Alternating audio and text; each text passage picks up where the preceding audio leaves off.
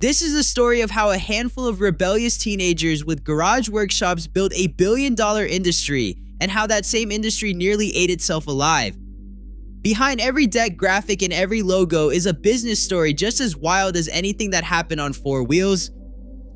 Skateboarding's earliest companies weren't companies in any traditional sense. In the 1970s, as the sport exploded out of California's drained swimming pools, brands like Zephyr, Logan Earth Ski, and G&S Fiberglass emerged from surf shops and garages, run by people who skated first and did business second.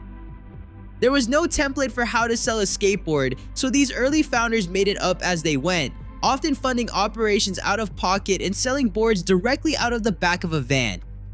That changed with the arrival of Vision and Powell Peralta in the early 1980s. George Powell, an engineer, and Stacy Peralta, a former Z-Boy, combined technical precision with cultural credibility, and Powell Peralta became the first skateboard company to operate like a real business, with structured distribution, professional marketing, and a roster of sponsored riders who function almost like a sports team.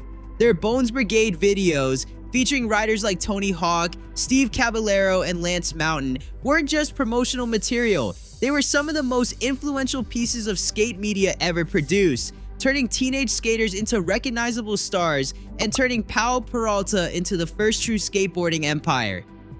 Empires create resentment, and by the late 1980s, a new generation of skaters felt that companies like Powell Peralta had become too corporate, too polished, too disconnected from the punk, DIY roots of the sport. In 1987, a group of writers and artists broke away and founded World Industries, led by Steve Rocco. World Industries was not just a company, it was a middle finger aimed directly at the establishment. Its graphics were deliberately crude and provocative, its marketing mocked the industry's biggest names, and its business model flipped the old rules entirely, selling boards cheaper and marketing louder than anyone thought possible. Rocco's approach worked. World Industries grew explosively through the early 1990s and became the anchor for an entire ecosystem of skater-owned sub-brands, including Blind, Plan B, and 101.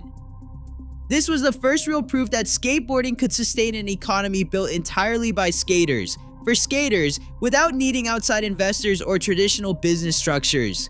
It also set the template that nearly every influential skate brand since has followed: build a company around a specific attitude and a specific crew, not just a product.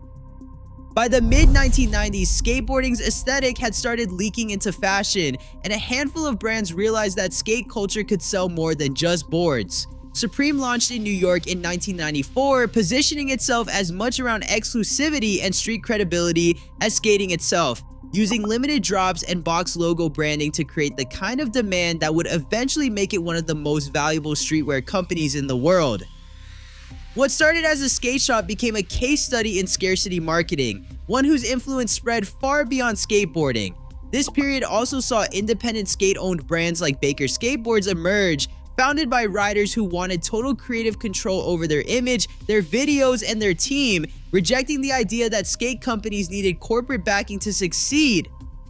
Baker's raw, unpolished aesthetic and its emphasis on authentic skater culture over slick production became hugely influential, proving that smaller, fiercely independent companies could compete culturally even without the resources of bigger players.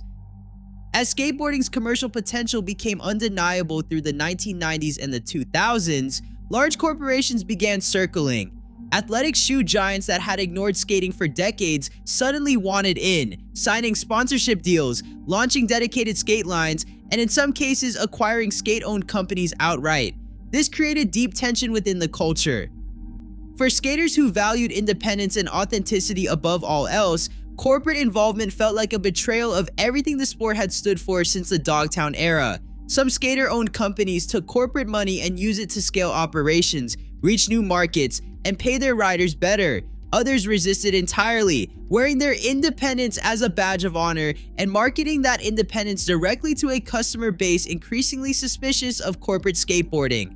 Both paths produced successful companies, but the tension between commerce and authenticity never fully resolved, and it's arguably still the central conflict running through skate business today. Not every company survived the shift. Skateboarding's business history is littered with brands that rose fast and collapsed just as quickly. often for reasons that had nothing to do with the quality of their boards. Some folded when key riders left for competitors. Others collapsed under debt after overexpanding into retail or apparel too quickly. Some simply lost cultural relevance as new generations of skaters moved toward newer, smaller, more authentic-feeling brands. The same cycle of rebellion against the establishment that had birthed world industries in the first place. These collapses reveal something important about the skateboarding industry that does not apply the same way to most consumer businesses. Cultural credibility is the actual product being sold, and credibility can evaporate almost overnight if a brand gets seen as chasing money over culture. Skate companies that forgot this lesson, no matter how well funded, tended not to last. Today's skateboarding business landscape is a strange hybrid of everything that came before it. Legacy skater-owned brands still exist and still carry cultural weight. Streetwear companies born from skate culture like Supreme now operate as global fashion powerhouses that sell far more than boards. Corporate-backed skate lines coexist with fiercely independent operations, and social media has given individual riders the power to build personal brands that sometimes carry more cultural authority than the companies sponsoring them. What's remained constant, from Powell Peralta's Bones Brigade videos to today's Instagram native skate brands, is that skateboarding companies have never really been just about selling equipment. They've always been about selling a version of identity, a claim about who belongs and what the culture stands for. Every business decision, every acquisition, every corporate partnership gets filtered through that same question. Does this feel authentic, or does it feel like selling out? The history of skateboard companies is really the history of skateboarding trying to figure out what it means to succeed without losing itself. From garage operations funded out of pocket to fashion empires worth billions, the industry has repeatedly proven that skate culture can generate enormous commercial value. But every generation of skaters has also proven the opposite is just as true, that the moment a brand stops feeling real, skaters will abandon it and build something new. That cycle, rebellion, commerce, backlash, reinvention isn't a flaw in skateboarding's business history. It is skateboarding's business history.